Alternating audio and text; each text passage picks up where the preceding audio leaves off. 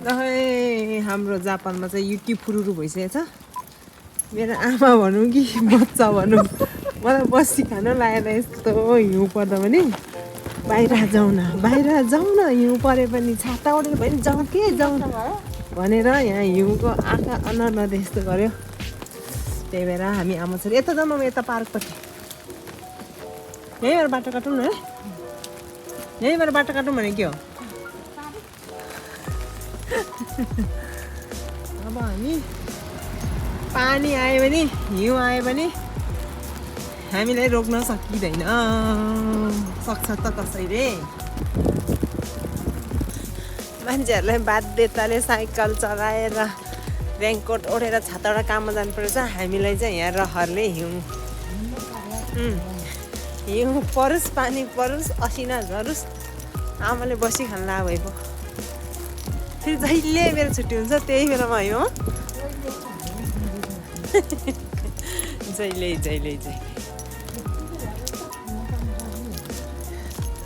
कि पुरा जाडो दिन हुने। ममा उता छिटछिट जाउँ न, उता सिङ्गो बलेछ। त्यही माथि हावा पनि चलेछ फेरि। मेरो आमाको तालेको ताल त सक्छ त। आमा यहाँतिर हिउँ परेको हेर्नुहोस् त, अनि यस्तो भएपछि घर बस्नु मन लाग्छ त। आमा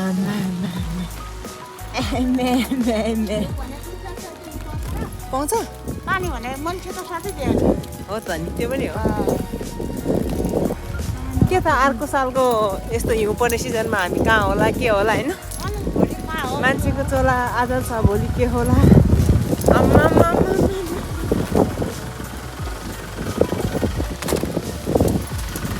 हातभरि हिउँ आएर यस्तो भएको छ।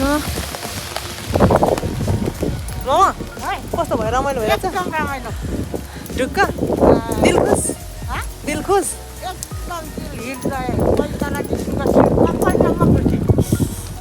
धन्यवाद छ पनि। कति राम्रो देखेको, यहाँतिर त कत्रो ठुल्ठुलो पऱ्यो कि फेरि हिउँ पनि थप थप थप थप।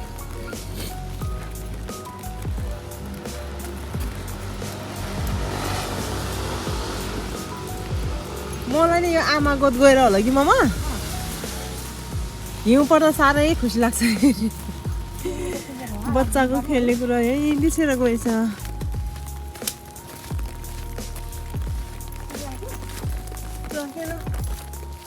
कोही छैन अहिले, काले कुकुर, nobody is here। छिटो म चाहिँ गुन्डा जस्तो भइरहेको छ होइन।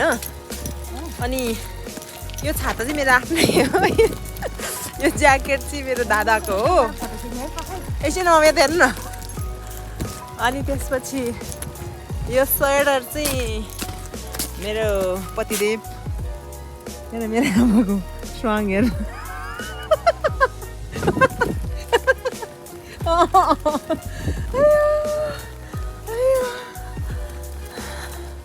ममा यहाँ सुल्किने पनि खेल्ने हो कि? खेल्न के हुँदैन, के हुन्छ चिसो भएर नि। ममा त शान्तिनगरले केही हुँदैन नि त नि। हुन्छ है ममा तर खतरा बलियो होइन है। ममाको मैले सोचेको होइन, एउटै दाँतै मात्रै क्या, दाँत चाहिँ अलिक बलियो छैन मेरो आमाको। भुइँमा हेर है मम्मी। अनि सबै देख्दाखेरि यो बुढी देख्यो भने तन्दुरुस्त हष्टपुष्ट।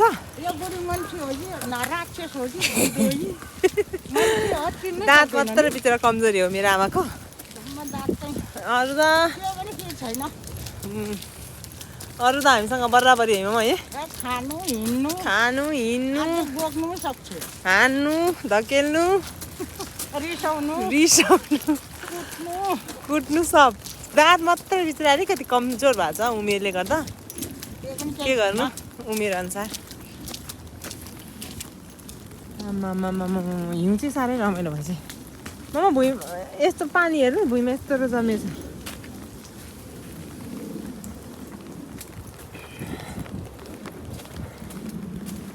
पर्यो फुरु यतिकै हिउँ चाहिँ 3-4 घन्टा पऱ्यो भने चाहिँ है मामा हँ यतिकै हिउँ चाहिँ 3-4 घन्टा पऱ्यो भने चाहिँ बस्छ कि है बस्दैन होला जमिन तातो भयो हो र त्यो चाहिँ ट्याक्क सिँगन ठाउँ हो हो हाक्ने मुद्दा हाँक्ने मुग्ने ठाउँ आउने बेला यस्तो हो हो केटा र केटीको छ नि फेरि फरक फरक उता अगाडिपट्टिको चाहिँ केटीको हो यता पछाडिपट्टिको चाहिँ केटाको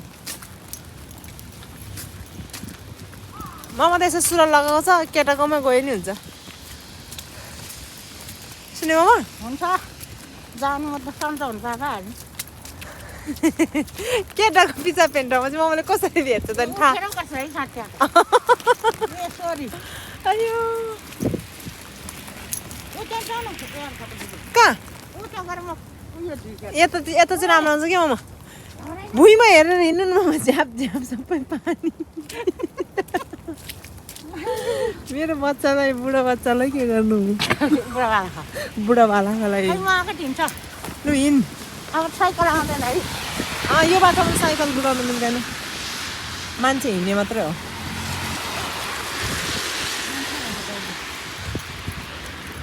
औला ठिरायो मेरो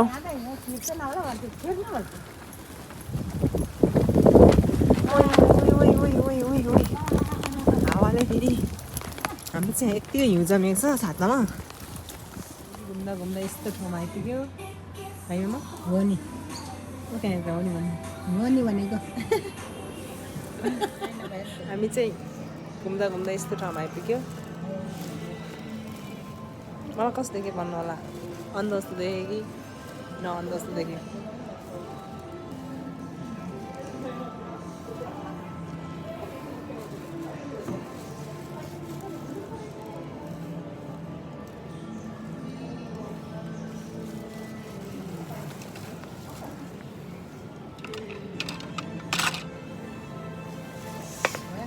कस्तो हात छिरायो